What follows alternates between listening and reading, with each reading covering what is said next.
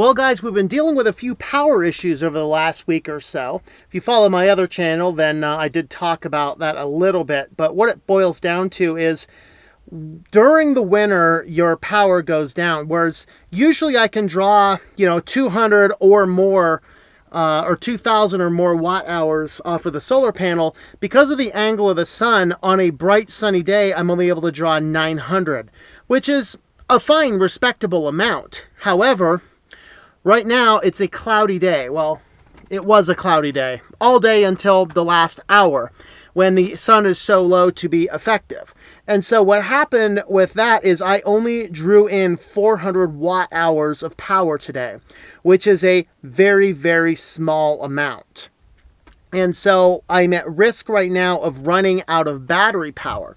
So to give you the numbers, it is still a little bit light out, you can see. And on my table over here, I am only at 12.9 volts.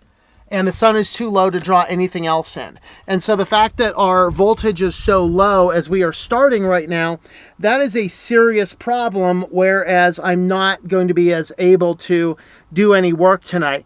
Fortunately, I did do most of my work today, and maybe if I had everything turned off all day, I might have a little bit more power now, but hey, you gotta work, right? So I'm gonna spend the rest of the day just working on the laptop off grid, and just doing some of those types of things. But I really have to watch the power tonight. The saving grace is I've got to be up super early in the morning, so I'm going to turn in really quick, early tonight. Probably get up too early in the morning, and then I have some things to do before I'd even do anything with the van. So my prediction right now is that the refrigerator will not be able to run if it gets up in temp. Because I'm going to run the heater most of the night because it's supposed to be fairly cold. So with that, guys, let's go outside and talk about what my options are to increase my power.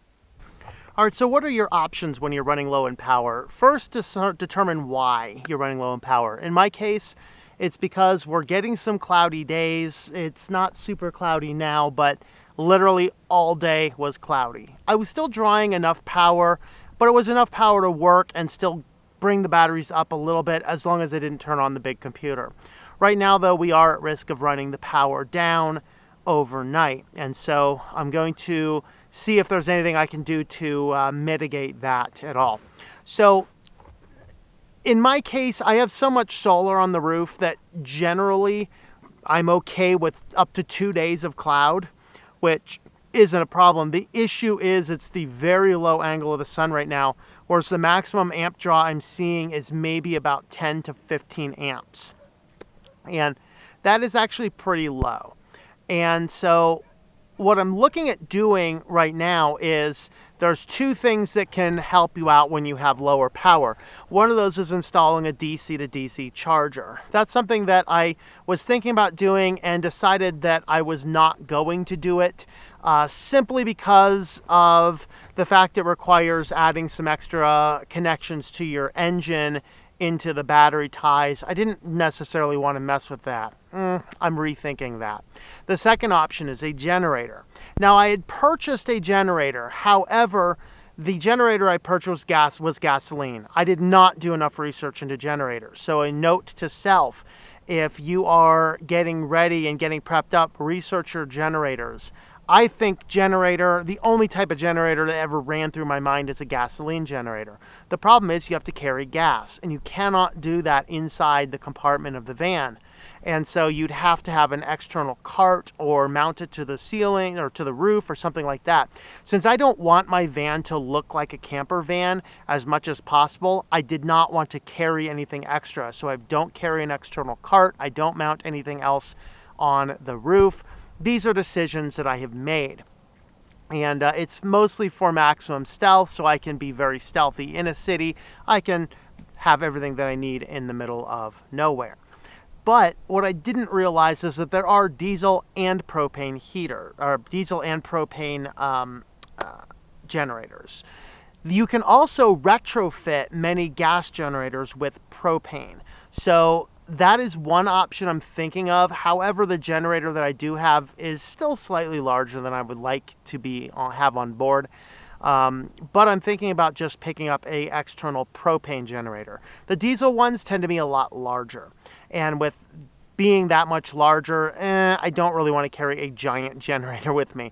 Diesel would be beneficial to me since I already have a diesel heater. It then would make sense to carry an extra few gallons of diesel gas, and if I need to run the generator, pour some of that into there. And if I'm fine on power but it's cold out, I can pour it into the heater and have extra diesel there. And you can carry diesel in a sealed container in the trunk of the vehicle because it is not volatile nor explosive. It is simply flammable, and you got to give it a good amount of energy to make it on fire anyway. So those are the two things I'm looking at doing in the next month or so. I would say sooner than a month, except I have some limitations that I need a few tools I don't have on board, and I'd like to have a few other hands to help do what I need to do. So as I'm visiting a friend in a couple weeks, we're going to go ahead and look at ordering and installing a DC to DC charger. Now, there's a lot of different options for those, and there's two different ways to draw power off of your engine into your batteries. One of those ways, and I forget the name of this one, but it's not safe to do with lithium batteries because lithium will be like, I want all of the energy, and they will take it. The DC to DC chargers have extra computer chips in them to give the batteries exactly what it needs. It'll max out when the batteries are super low, but it'll cap at a certain amperage that you feed it. And then as the batteries are getting closer to filled up, they will teeter themselves down. It's the same thing that my converter does. So I do have a converter. If there were a way to plug in out here anywhere, the converter would do a good job of bringing the batteries back up. But all of that being said, the advantage of having the DC to DC charger is it's much smaller than a generator, doesn't require anything else, and it just means that when you're driving somewhere, you can top off your batteries, or if I know that my batteries are at risk of running out, it's not a huge problem for you to run the engine for an hour or so and give it enough. So if you think about a 20, if you're thinking about a 20 amp DC to DC charger, and I run the battery for half an hour, that's about 10 amps times your voltage. That's 120 watts. And 120 watt hours is generally enough to run a diesel heater overnight, provided the diesel heater is already turned on. So to understand the power curves of a diesel heater, when you first turn it on, it's going to draw up to about 100 to 150 watts because it's heating the glow plug.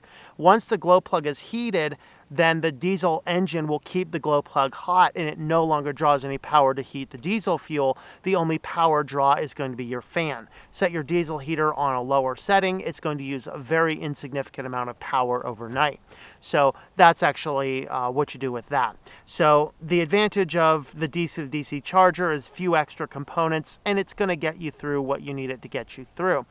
The advantage of the generator is you can do a whole lot more with them, and they have a whole lot more power output that you can do. So basically, I'd run the generator and plug my converter into it. The converter will top off my batteries completely in about 3 hours. And so that's really your difference in how your power curves are running. So those are my options and the things I'm looking for. And as the sun is now going down, I have to go back and reckon with the amount of power that we're going to have for the night. And that means, we won't be having computers on tonight, or I'll be using my my external power source as much as I can. So with that, guys, thanks for watching, everybody, and we will see you next time.